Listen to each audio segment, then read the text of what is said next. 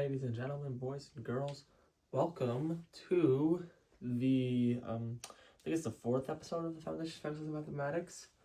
Yep, probably number 4, I would say, where math meets real world problems, and we learn to learn, not to memorize. And as always, we have your host, FEM CEO, Landon Pitts. Hello, everyone. Welcome to this episode of the Foundations of Mathematics. And today, as we know, this is the Unit 1 review, and I should probably add plus test. We will be doing the review and the test today, so that's going to be very exciting. So before we get started, let me go ahead and write what we're doing today on the board. Okay, so here's what we're going to do today. So first things first, we are going to review sections 1 through 7 on Unit 1 of Algebra 1, because it says A1, U1 review. So there's that right there. And next, we're going to take the test after the review. So there are probably going to be, I'd say 2 questions per, good Lord, 2 questions per section. So there'll be about 14 questions, maybe a couple more depending on how short the unit is. So like if it's a section like section 7 where there are a bunch of word problems, you'll definitely only get 2 of those.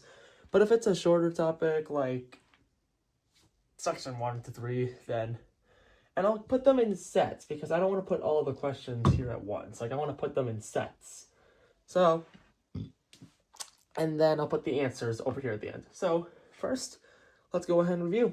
And then after that, we'll discuss Unit 2 plans and introduction. So we'll just go ahead and kind of slide into Unit 2. But anyway, let me go ahead and start the review. We'll start with Unit 1, Section 1.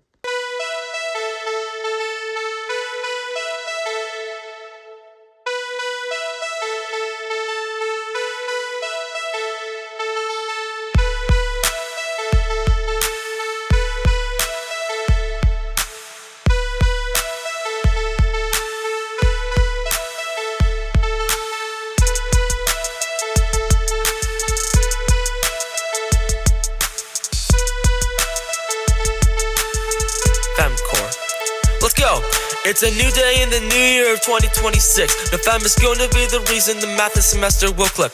Homework, test assignments, and the final examination. But now FEM is back, and it's laying the foundation of excellence in mathematics. That's a code name. That's the name that was built for as well-deserved fame. Talking from the high school ground zero, continuing with Algebra 1, and then it's up to AP Calculus when FEM will be done. The challenge will be scary, but we'll prove the teachers false, and FEM will soar through it like we're dancing the good old waltz. So let's take on the challenge together and end the students' suffering. We may even be the reason that students are recovering. FEMCore. FEMCore. FEMCore. FEMCore.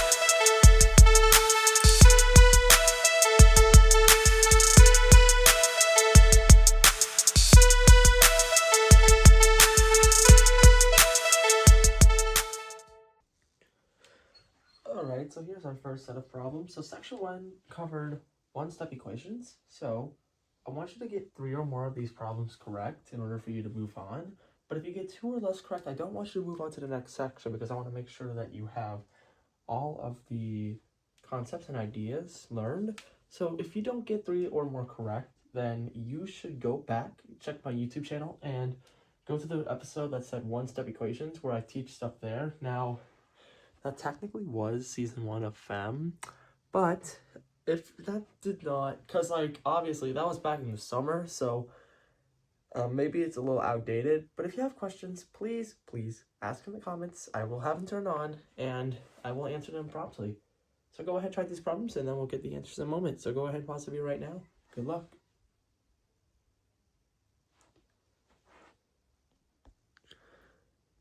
Okay, I am revealing the answers in 3, 2, 1. There you are. Go ahead, check them out for yourself. Number 1, x equal to 10, subtract 5 on both sides, and you get 10. Number 2, divide 2 on both sides, k is 32. Number 3, multiply 17 and 3, a is 51. 4, y minus 1 equals 19, add 1, you get 20. So there you are. Go ahead and proceed. And if not, go ahead and review. I'll give it some time to wait. Just to wait to review. All good? Okay, let's move on. Alright, here's the next set of problems. So section 2 covered two-step equations. So this time, instead of taking one step to solve for a variable, you're taking two now, which means it's just a little extra work. It's not necessarily harder in a way, but it's just a little more work, you know? So go ahead, take a moment, solve the problems on the board, and then we will get back together and we will communicate on how to solve these problems. Or I'll just give you answers, yeah. Alright, so good luck, try your best, and we'll review.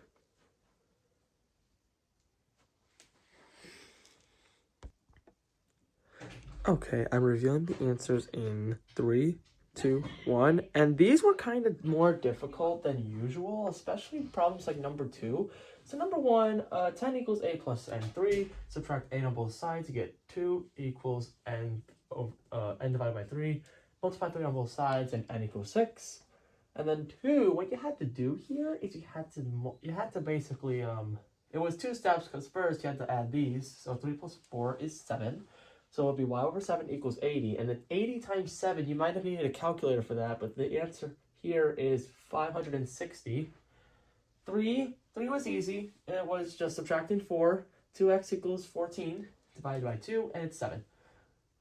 And then 4, 4 right here, this one was kind of a trick. I put negative x here, but 3 times negative x is the same thing as negative 3x. It's all multiplication either way. So, take that.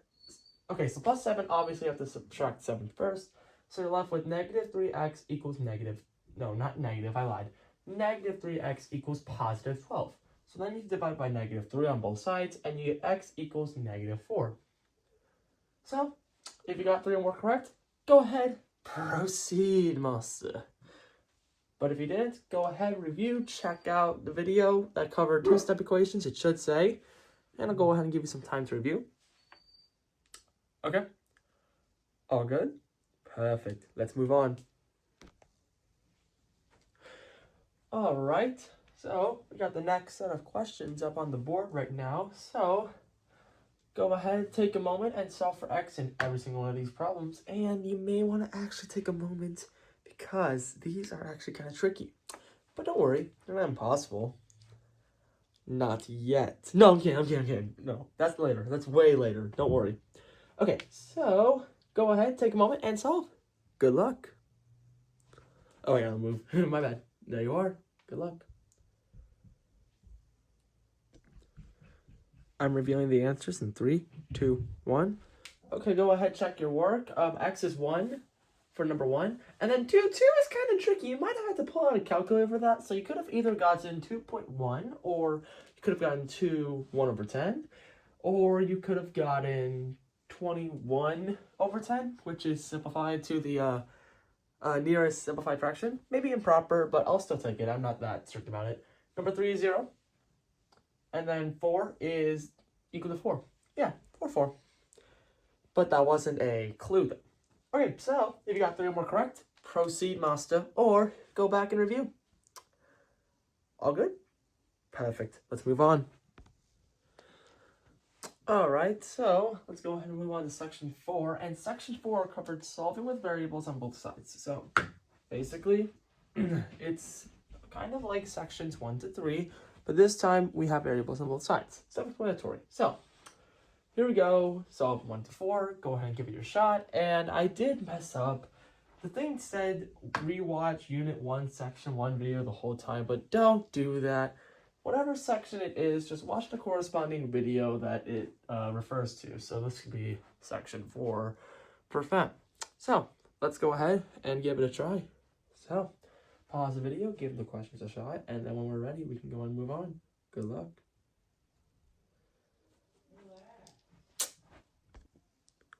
Go ahead and keep working on the problems if you like. I'm revealing the answers, and some of these did kind of were tricks. So just be aware that some of these may or may not have been tricks.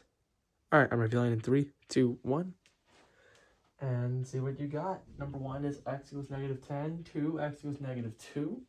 3 and 4 were actually the ones that were tricks. So 3 is actually infinite solutions. And the reason for it is if you have an equation and you turn this into the exact same thing over here, you should have gotten x plus 15 for the left side. No, not x. 2x minus 15 for the left side. And since that's the same thing as negative 15 plus 2x, it's infinite solutions. And then 4 is no solution because if you add 6 to 8, it's x equals x minus 2, which is not possible. Like if you plug in 1, it's going to be 1 equals negative 1, which won't work. 0 equals negative 2, which also won't work. Negative 1, like it just doesn't work. It's not possible. No matter what x value you put in, the lines will just not intersect. Even if you do it by graphing and you prove it, it won't work. Trust me. You can try it if you like, but I'm not going to go over that right now. So, unless you want me to, I can definitely go to. Okay, so if you got 3 or more correct, proceed, and I'll actually give you a free pass since these two were kind of tricky. But if you got somewhat there, yeah, I'll give you a pass. But, you ready to move on, boss? Yeah? Perfect. Let's move on. Alright, so now we have section 5, which is solving absolute value. So go ahead, try the 4 problems, and as always, if you get 3 or more correct, you can proceed. So go ahead, try your luck. Pause the video right now, and good luck. I'm revealing the answers in 3, 2, 1. Alright, so go ahead, see what you got. For number 1, absolute value, of course, the rule for this is that x is equal to plus minus 5. So the answers here would be 5, negative 5, negative 4, 9, 10, 0, and 3, 7 over 3. So 4 was kind of a tricky one because you had to include a fraction into it. But if you got 3 or more right, go ahead and proceed. And if you didn't, go ahead, check the video again. So are you ready? Can I tell you something? All right. All right, perfect. All right, we got the next set of questions, and we're almost done. Section 6 is about solving literal equations. So, okay, number 1 is x minus y equals 6, 2x plus 3y equals 12, y equals... So you're solving for x for everyone except number 2. Be careful, it says it's solved for y. So, go ahead, try your best on this problem, and when you're done, go ahead, come back, and we'll do it together. Good luck. I'm revealing the answers in 3, 2, 1. All right, there you go. So, x is 6 plus y. Y is negative 2/3 x plus 4. 3 is y minus 18, and 4 is square root of y. Some of these were kind of tricky. Had to include fractional number 2. Number 3 had to do some more arithmetic. And then 4, you just have to understand that square root in both of these will result in x getting square root y. So, how'd you do? Did you get 3 right? Yeah? Amazing. Proceed, boss. Alright, and last but not least, section 7. And it's the longest one. I know, we hate it. No, I'm kidding. Alright, Maria earned $10.50 per hour working at an ice cream shop. She earned $117 each week before taxes. Write a solve an equation to find the number of hours she worked each week.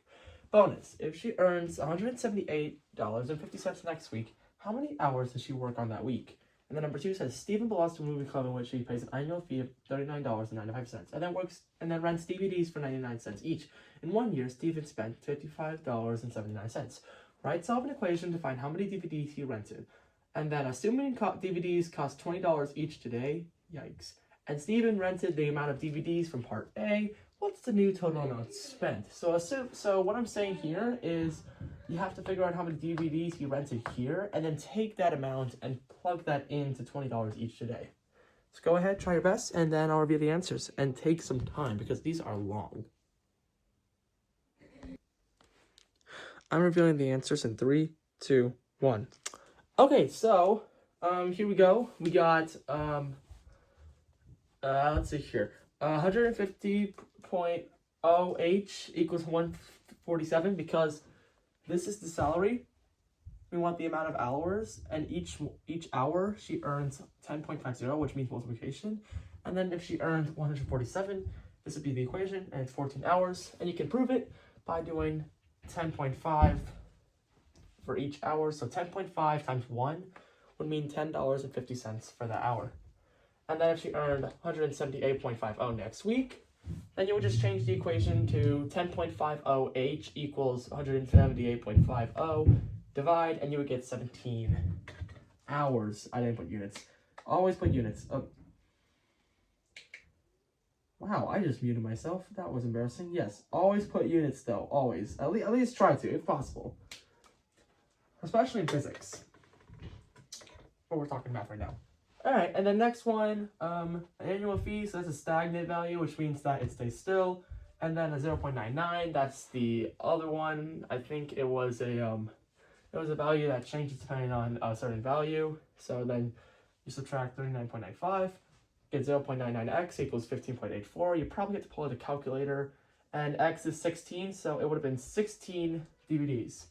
And then 20, so this one, all you have to do is just take that same number, 16, take the same stagnant value, but this time replace 0.99 with 20 because that's the new cost of the DVDs, and you would get $359.95, which is insane.